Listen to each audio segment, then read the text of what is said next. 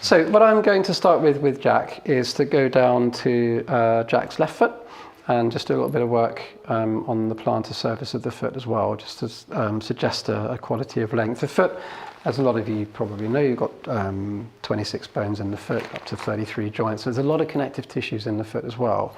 And of course, there's the plantar fascia.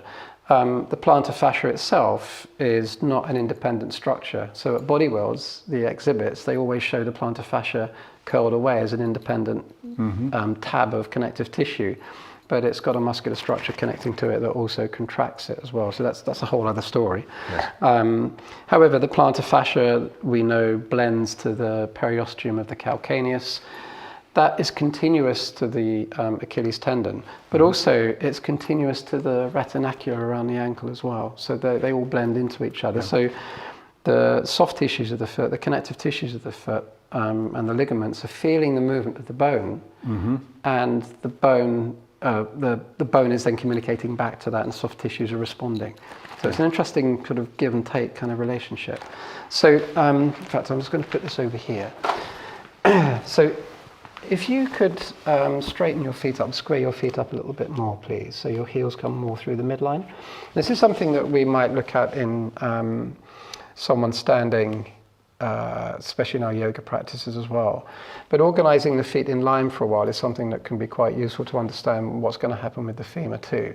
So sometimes with some people, when the feet turn out and the patellas are facing forwards with the femur facing forwards, when the feet come in, you might see that the knees draw inwards. Yeah. But we use this as a sort of simple starting point. And as an aside to that, there's more of a spiralic arrangement through the leg as well that travels up into the pelvis and towards the sacrum that is actually quite key in gait. So that the spiralic action in the gait starts to throw the sacrum forwards when they walk. Yeah. But what I'm going to do here... Just develop that spiralic action again? Yeah, so from the deep arch of the foot, there's two elements to the foot that we could consider. Is that the fourth and fifth toe, they come back to the cuboid and then relate to the calcaneus, and that's called the heel foot. Right.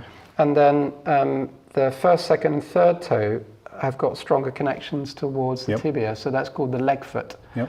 So there's a divide, like a gliding joint between the two, so that this side of the foot's got more of a chance to come back behind him, where the front of the foot can go forwards. And what that generates is a slight rotation in the foot. Yes.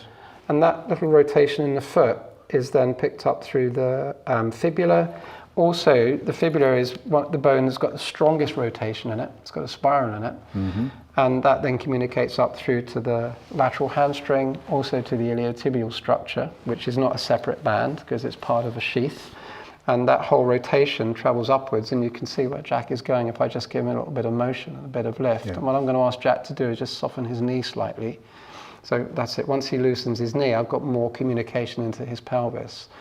What Jack's doing there is quite common for a lot of people, is that they will end up becoming quadricep dominant, locking at the back of the knee, and I can just feel a lot of force in the system.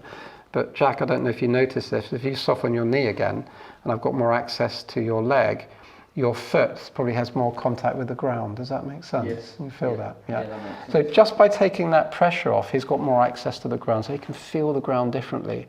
A lot of people lose touch with the ground. Yeah. And they put the ground in the knee or at the hip, which is why we see so much compression going on. Yes. So what I'm going to do now is ask Jack to bend his knee slightly, have the front of the foot rest heavily so that the ball of the big toe, ball of the little toe stay down. Keep your foot just there for the moment. I'm going to bring my hand under the plantar surface so that my fingertips or finger pads are coming up into the plantar surface. Some people are going to find this quite uncomfortable. Jack might grimace. And I'm going to drag that back slightly. And Jack, you can probably feel it's a bit bubble wrappy. Does that make sense? And then I'm going to grab the heel and ease that back. And you just follow me. Don't push it. Let me lead it. All you do is follow. I'm going to drag that heel back as far as it can possibly go. Good.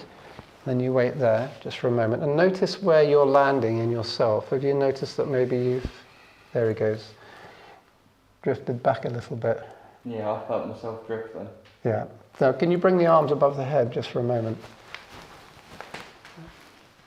And sometimes it hasn't actually happened with Jack here, but sometimes we'll notice that the arm will go up higher. In fact, what's happened, this arm's It might gone have been up lower higher. earlier on. Yeah, this arm's gone up higher. I don't know if you've Yeah. noticed that in yourself. So thank you, Jack. What can happen with this is that from where we have the superficial back line, so again, some of the viewers will know this, you've got plantar surface of the foot, Achilles tendon, gastrocnemius to hamstrings, takes us to the sacrotuberous ligament to the pelvis, goes to the sacral fascia, and then up along the erector spinae. But at the sacral fascia, it can switch, and in some cases can take us to the other side. Only some. In some, yeah, not every case, because sometimes it will transfer right along the same side. So that might be that we could find that there could be some restriction in the low back, there might be an issue in the gluteal, I don't know whether Jack's got any of those things. But if it transfers to the other side, it's also going to go to the opposite latissimus dorsi and affect the arm as well. So we'll see a transference through to the arm. Right. So we get transference and strain transference through the system. But this is an integrated network through here.